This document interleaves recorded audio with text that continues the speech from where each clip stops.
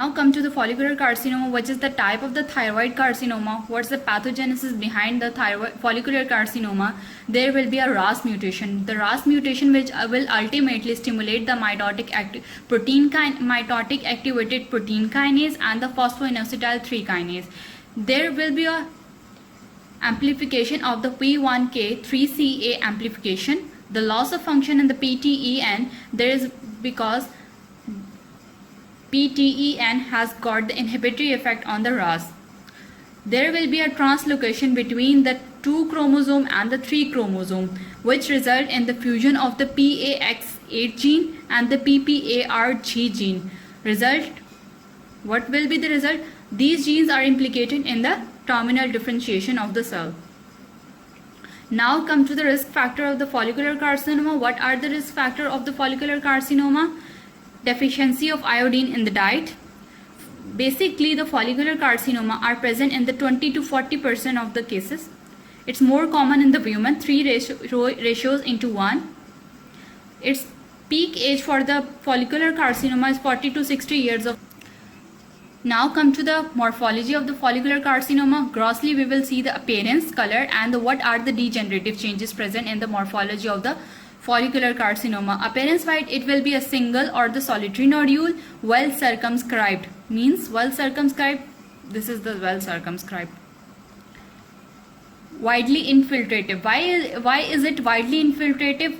It's widely infiltrative because it's a malignant tumor, not the benign tumor. If it's large enough, it will infiltrate beyond the thyroid capsule into the adjacent neck structure. Color wise, it will be gray, it will be tan, it will be pink or the translucent due to the presence of the large colloid filled follicles. What degenerative changes can we see? The central fibrosis or the foci of the calcification. Microscopically, we will see the uniformly arranged cells that contain the colloid and form the follicles, and the nest or the sheets of the cells like the colloid. These are the uniformly arranged cells which contain the colloid, and these are the nests or the sheets of the cells which like the colloid. What type of cells will be present in the follicular carcinoma? The cell will be granular, having the eosinophilic cytoplasm. This eosinophilic cytoplasm or the granular cytoplasm is also known as Hurder cell or the oncocytic variant of the follicular carcinoma. There will be a capsular or the vascular invasion. For example, this is the whole thyroid and this is its capsule. First of all, it will invade this capsule.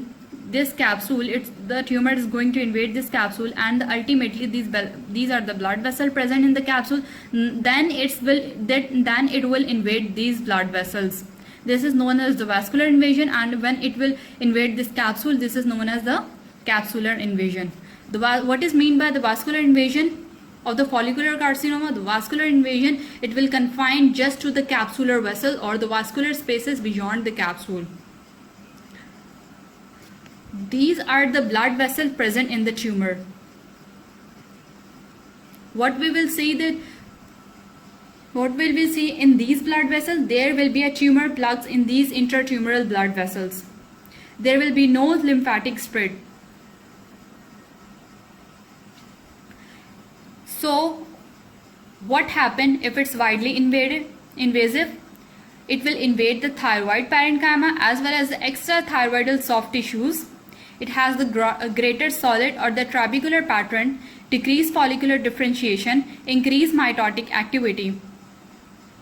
Because why decreased follicular differentiation and increased mitotic activity? Because it's malignant in tumor,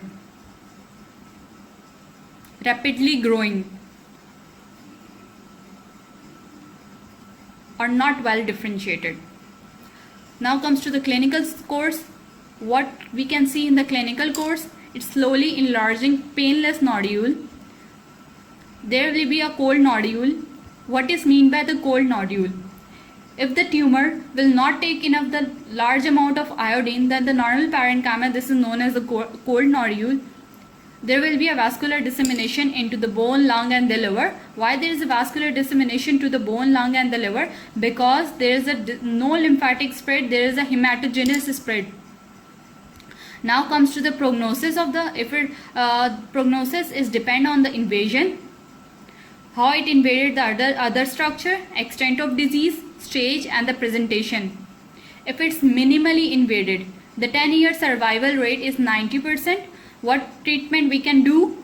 The treatment involves the total thyroidectomy, total removal of thyroid, followed by the administration of the radioactive iodine to see how much tumor is left in the body.